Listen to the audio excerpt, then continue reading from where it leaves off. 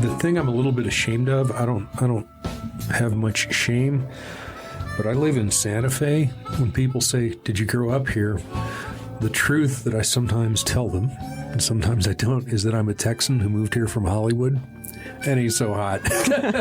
That's not a big hit. What's your path? How'd you get here? Well, I have a habit of moving states about every 10 years. I mean, I grew up in Southern California, but in 92 to 2000, I moved to Colorado, and then I moved back to California, and I had friends that lived here, so I came out to visit, and I thought I could live there. So now I've been here 11 years. Land of entrapment. I came here on a film gig, and after about 8 months, I went, I haven't seen my couch or my TV set in about 8 months. I think I live in Santa Fe, and I love it here. You know, I'm surprised that you were willing to talk to me because I know that you're from San Marino. Oh, here we go.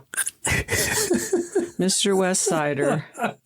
Talking about San Marino. I was slumming it in Beverly Hills. Yeah, my home group before I moved here was Wednesday, 1:00, San Marino Ladies. Oh, my. And it was a great group. Dresses and china teacups? No, not really. It had a cross-section of people, so it was pretty cool. Yep. No, Los Angeles recovery rocks, and I don't care who knows it. Yeah. I know you pretty well. We're friends. Thanks for coming in, but I didn't really know about the Tom K connection. Okay. And here, one of our very earliest episodes was an interview done with Lou T. right about the same day, maybe, as the memorial for the amazing Tom K. You know, I just kind of knew him casually. I didn't really realize what he had accomplished in Los Angeles. And it sounds like you had a front row seat to that. You mind going there? Tell me what's going on. In early sobriety, I used to go to Studio 12 for noon meetings because probably for the first 5 years of my sobriety, I went to 2 meetings a day, and I heard about Studio 12, and I really just needed to get out. What's Studio? And you said early sobriety. What year would that have been? It would have been 84. Oh, gosh. Okay. Yeah. So Studio 12 was a men's recovery house funded by the film and TV industry. And Tom was the director of that. Where was it physically? It was in Studio City. But it wasn't on a lot? It was... No, it was in an actual old little house. Okay. And so I think they had a 30-day program there. And I used to go to Studio 12. Mostly I'd go to Radford, the old Radford Clubhouse in Studio City, for noon meetings. But anyway, I had always heard about Tom Kenny, and because he was, He's deceased now, so we're not blown. Yeah. And Nancy and I chatted beforehand. He wouldn't care. No, I don't think so. We're both confident he'd be cool with it. We love Tom. So He's great. I always knew who he was because I kind of knew who, had heard the stories about, like, kind of the 3 guys that got CA together, but I never met him. I moved to Santa Fe in the early 2000s, and one of the first phone list. Anyway, I'm looking at it, and I'm going down, and I see Tom Kenny. And I thought, I wonder if that's Tom Kenny. So he was a pillar. Yeah. So I walked up to him and kind of told him my story, and we kind of became, fast friends because he was just a great guy. A great guy. And I used to meet with him at the old Sambusco Mall. Remember that one? No, I don't know what that is. Okay. You know where REI is and all that stuff? Yeah. There used to be a mall there, and Tom would hang out there. It's a high school now for the arts. Yeah, I know what you're talking about. It used to be a really nice little mall. Okay. So I'd go over there and talk to him, and there was a little Mexican food restaurant and stuff, but he just was the greatest guy. I mean, he did, more for me than I could ever tell anybody, but we just were friends and would go out to coffee and kind of hang out. And if I had a problem, I'd run it by him a lot of times. And he would always call me. I mean, 30-second conversations. And I totally dig that. Love that. He'd go, "Nancy, it's Tom Kenny. I'm just calling to see how you're doing." And I'd go, "Okay, I'm doing okay." He'd go, "Okay, bye." But he checked in with me all through the years until maybe a few months before he passed, if you can believe that. Of course I can. So let me circle back. Okay. I got sober in Los Angeles in 92. Mm-hmm. And at that time, the crack epidemic had just gone through, especially the African-American community, like a lawnmower. And there were lots and lots of folks in recovery from the crack epidemic. It was just terrible in LA in the, I guess, late 80s, early 90s. I'll be a little careful here because it's a tradition not to self-identify to a specific 12-step group. So I recognize that. So trying my best, folks. I was in an inpatient rehab, and they carried us around from place to place to place to expose us to a lot of different kinds of recovery. And I went to some meetings concerning white powder. That was a very popular thing in Los Angeles, probably still is if I had to guess. And so I have since come to find out, like this year, I found out that there was no such thing as that fellowship for the white powder in LA at that time, and it was desperately needed. And so Tom Kay, who actually was not a user of that stuff, was a pioneer of starting meetings for people who didn't feel comfortable in other 12-step meetings, but felt like there needed to be one specific to what had brought them low. Is that, how am I doing? How am I doing? That's what I understand is that he was getting all these guys, a lot of them, in the entertainment industry, and they'd, get sent to Studio 12 and they'd say, I'm not an alcoholic. I'm not an alcoholic. I'm not an alcoholic. I have a cocaine problem. I have a cocaine problem. So Tom basically said, okay, fools, we'll just start a special program for all you special people. So he and two other guys kind of got Cocaine Anonymous together.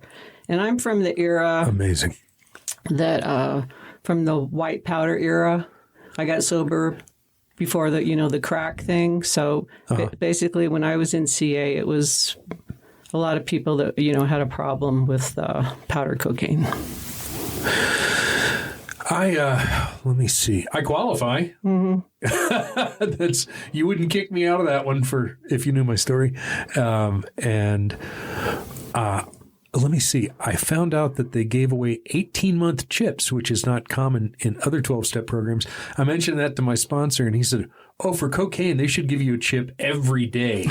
The Jones of that stuff is absolutely monstrous. Yeah. Monstrous. We didn't have 18-month chips in my day. So that's a new thing. But hey, whatever works for you, keeps you going. So. Yeah. Well, God dang it.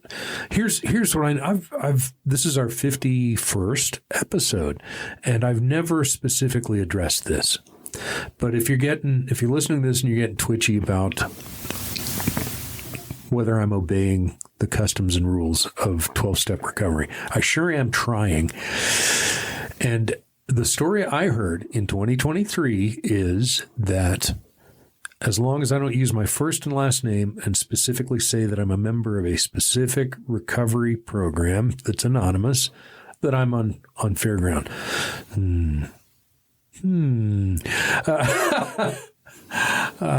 I've been sober 31 years this week, and I did it in a 12-step group fellowship. Moved around. I've spent 10 years in 3 different cities as a sober guy, and I love it. What I heard was this. So I'm taking me out of this. This is something somebody said, that AA is for alcoholics who also can't use drugs, and that CA and NA are for druggies that also can't drink. So this is a place I didn't expect to go, Nancy, but I'm going there. I've gravitated towards one of those fellowships, and that's where I've spent my quadrillion meetings and so on. But I never thought much of the differences because it's about recovery. It's about, if I'm sober today and I haven't gotten high and I haven't put anything in my system and I haven't had any booze, then what are we really talking about? Well, we're talking about keeping my side of the street clean, being honest, cleaning up my messes, paying back that money I took, trying to help people who are coming behind me that need help with addiction issues. So I never really was real prejudiced against people who spent most of their non-sober life with green stuff or with white stuff or with brown liquid or with clear liquid. I kind of don't give a shit. Where are you on all that? Well, the first meeting I ever went to was an AA meeting in Glendale, California at the Windsor Club. And how I got here was my boyfriend at the time had been through a rehab treatment before he met me, and he never told me that. I had nothing to do about that, so no knowledge of that. Anyway, then after 3 years we were together, things got kind of rough. And we had broken up a bunch of times, as you know, we have such great relationships before we get here. But anyway, I called him one night and he said, "What's the matter?" And I just said, "Everything," because I was, kind of going off the rails. So he said, "Oh, well, I've been going to meetings and I'll come pick you up and take you to a meeting." And I just paused and I thought, I knew you were weird. I knew there was something weird about you. You're in a deep relationship with this guy, and you didn't know he was. He never mentioned that he had been sober before. Oh, I see. Yeah, he wasn't really active in anything at that moment. Okay, no. And then I found out that he had, been through St. Luke's treatment program in Pasadena before. But anyway, I just was kind of at such a low point. I agreed, so I started going to meetings with him. For him, just some, like family group recovery type. No, just regular open meetings. Okay, gotcha. Yeah, and right. But it was kind of understanding what they were saying, and I kind of liked it. It was the first time I really heard adult people talk about their feelings and being really honest. And a lot of people in the program had backstories of some family dysfunction or whatever, and I had never heard anybody speak like that. So Right. Anyway, so I started going to meetings with him, and then shortly after that, I heard about this, or he heard about this, CA program, and that was in probably the fall of '83.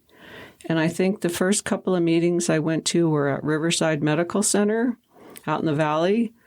And then I think I went to a meeting at Cedar Sinai. And then lo and behold. In West Hollywood? Mm-hmm. Uh-huh. And lo and behold, there's a burgeoning program in Pasadena at Los Encinas Hospital where Dr. Drew was the medical director. Really? Yeah. Okay. That's a long time ago. Okay. And it was very cushy and cozy because that was an old-timey dry-out place, like for people in the movies back in the day.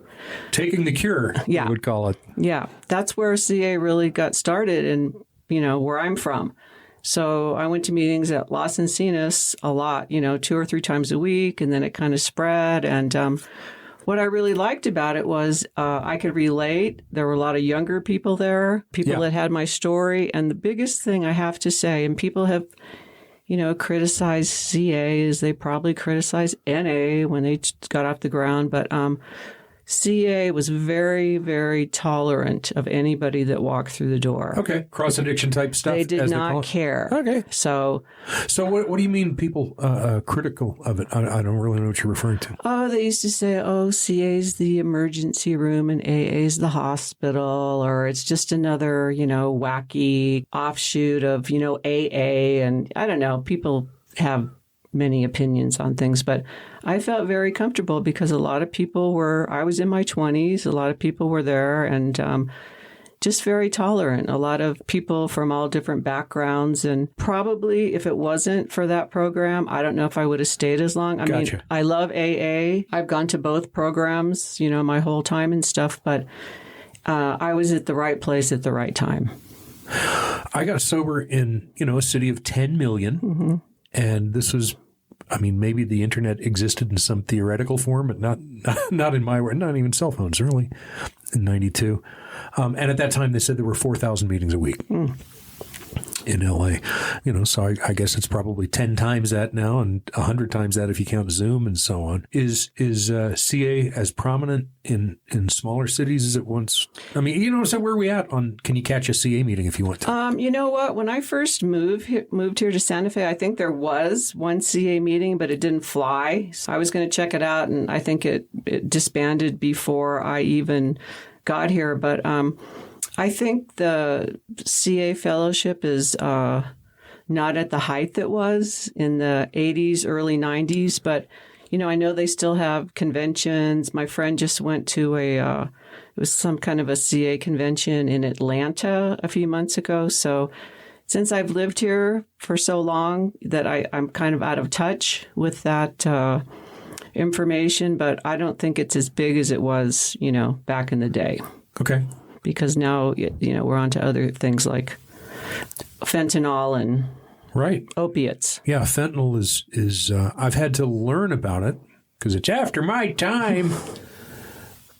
We've had, if you want to know more about fentanyl and you're a listener of this podcast, I can direct you to I believe they're identified as homeless shelter manager episodes.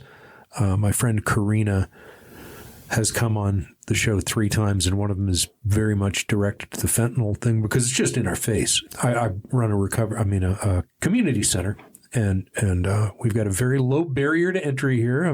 That's who we are, and so as a result, we get a lot of folks still using fentanyl on our front porch and behind our building and in the street in front of us. It's because I assume it's cheap as hell, super inexpensive, and therefore getting around and super addictive and super awful. We did a Narcan episode. Worth checking out. What do you know about Narcan? Have you been exposed to that? Yeah, actually, I just got recertified in CPR, and that's one of their things that they do. Okay. Is they show you Narcan and show you how to use it, and even suggest that, have it with you if you have any experience with people that might be suffering from opioids or something, because can get them, back. And, if you're alive, you have a chance. So Narcan, just a quick description of Narcan is it's kind of like Afrin or something. It's just a nasal spray. You just stick it up your nose. And what it does is it if someone is having an opioid overdose, it immediately blocks the action of the opioid and snaps them out of this condition immediately. It's weird. And it's remarkable how fast it works and how benign it is. It's like water. If what seems to be an opioid overdose is not what's going on with this person, and you give them a shot of Narcan, it's not going to hurt them no matter what's going on. Besides being protected by Good Samaritan type stuff, it really is remarkably narrow in its effectiveness. So yeah, here at the community center that I operate, we keep a big old box of this stuff because we've had to. When 2 years ago, I had never heard the word. I didn't know what Narcan was. As soon as we started stocking it, we started using it. And it's really a miraculous thing. Can't really compare it to anything else in my experience. But yeah, this fentanyl stuff is here in New Mexico. The overdose and addiction rates of opioid abuse are just terrible, and it's not. You can get on opioids for lots of reasons. If you've got terrible pain or some terrible disease, and then you get a legitimate prescription for it. As for a guy like me who tends to get hooked on stuff, that's not one that I've done or have any experience with, but I can relate. The doctor gives you some legit, you run out, and you're like, well, I think I need even 5 times as much of that stuff. Next thing you know, you're needing Narcan. Boy, howdy, Nancy, you're one of the funniest, lightest people I know. It's what I've been. I'm not being too funny today. Looking for. Yeah, we haven't made with the funny. Well, I'm going to just say this one thing. So, the first substance I ever tried was alcohol when I was 14, and I was a big marijuana smoker. Smoke, all through college. And then in my early 20s, I was exposed to the cocaine and stuff. And so the first thing I ever tried was alcohol, and the last thing I ever did was alcohol. And I really think marijuana is my drug of choice. Cocaine is what got me here, but I really believe that I there's no way I could ever drink. I really feel like if I ever took a drink again, I would be addicted that day. Yeah. So in my inner core.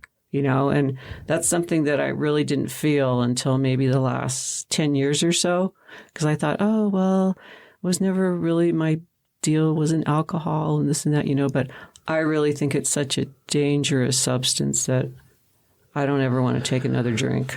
Well, I got thrown into rehab kicking and screaming. I'm a survivor of an intervention. I got sober in the heyday of intervention, 28-day inpatient, awesome. 90-day sober living. That was what was going around in the early 90s. I think insurance was more available, and all I know is there I was. I'd been given an option of, we've set up this place, and they're going to put you in a bed, 3 hots and a cot for 28 days, or get out of this house and walk the streets. I was not willing to go walk the streets of LA. Mm-hmm. So that was my heroic decision to go along.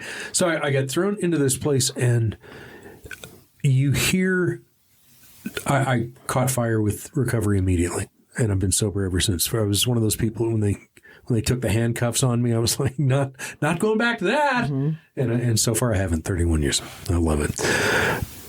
But this was important. You get people yapping at you your first year, something awful. You get, oh, you're a newcomer? Well, let me tell you a couple of things. You hear some version of that a lot. I overheard, there's a fellow named Dallas T. He was instrumental in my recovery. He was talking to somebody else, not to me. Mm-hmm.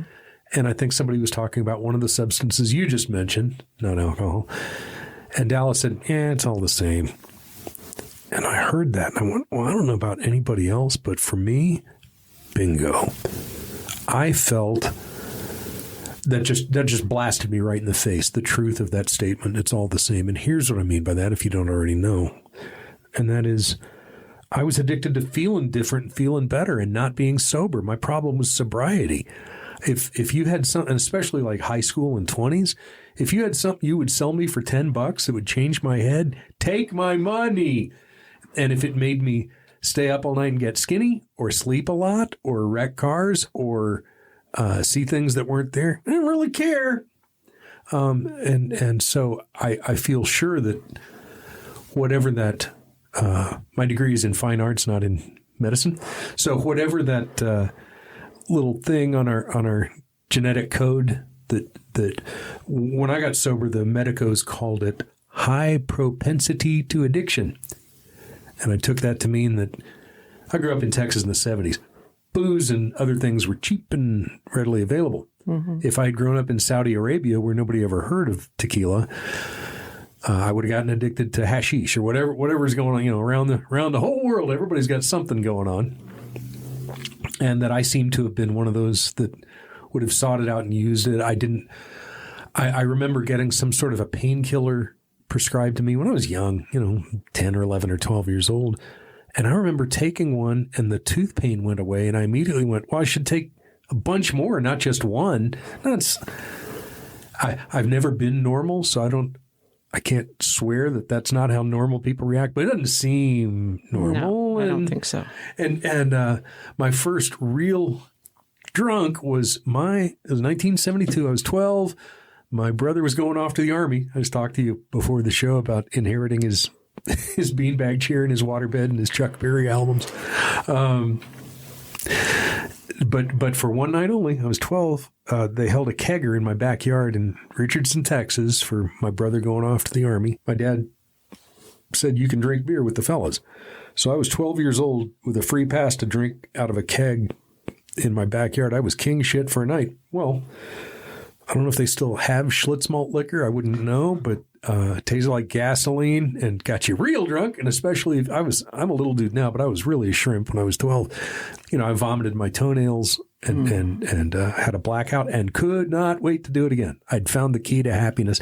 Again, not a normal reaction to poisoning, to my way of thinking. No, a lot of us have a family history of, substance abuse, and I really think there's a link. And I remember this one gal that I went to a meeting with. She had gone through Los Encinas, and she said, I don't have a family history. I don't have a family history. And the doctor said, if you shake your tree hard enough, a couple alcoholics will probably fall out. Sure. And in my case, I do have a family history of alcoholism and depression. I think that was the depression aspect of it was, I think that's why the white powder was alluring to me, because that first half an hour of being high was like the best I'd felt all day or all week. I clearly remember thinking, this stuff gets a bad rap. And I was not young and stupid. I was 30 years old, and I was city miles.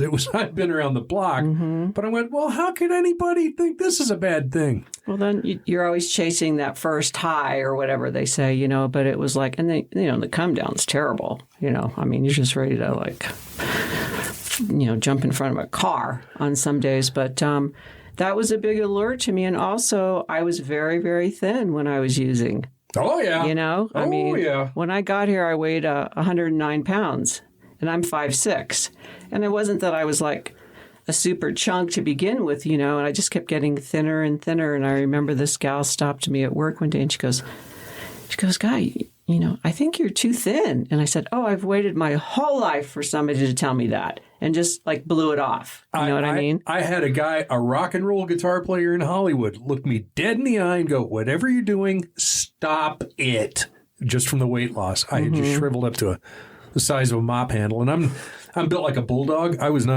God didn't create me to be 120, but I was probably down in that range somewhere. And that's kind of a psychological trigger. I don't know if more for women or for men, but the first month I got sober, I gained 10 pounds. And I was like, oh, my God. I overshot that mark considerably. And it's because, I was eating. Yeah. And I had this weird, I would only eat once a day, and it was in the morning after being at work and using at work, and then going to whatever I was doing after at work and using at that. So now it's, 7 o'clock in the morning, 8 o'clock, I'm hungry. So I drive through McDonald's and get whatever I got, and that's the only thing I ate until the next 24 hours. It can mess with your head, when you're getting, self-validation for being thin. You start gaining weight, but I finally realized, this is not, you want to be healthy, or you want to be, look like you just, got out of Scarface or something. So was an allure to me. Yeah, I was in 27-inch jeans, and I thought I was looking. Yeah, I know. Thought I was looking good. I was looking so good that I had, rock and rollers going, dude, stop it. Whatever you're doing, stop it. Well, I can relate to that because I remember this is when skinny jeans were first coming in, and I was at the mall and I tried on a 7, and the 7 were way too big. And then I tried on a 5, and the 5 were too big. And then I tried on a 3. And I ended up buying them, but they weren't tied on me. I don't have a good feel for women's clothes size. That's a mystery to me, but that's real scrawny. That's thin as a snake, as we used to say in Texas. Yeah. Well, I'd rather be chubby and sober and happy. Me too, as I am today. Yeah. All right. Listen, I love you. Thanks for coming in. It's so great to catch up Sherman, with you. My pleasure. All right. We're outie. You know what that music means. We got to go.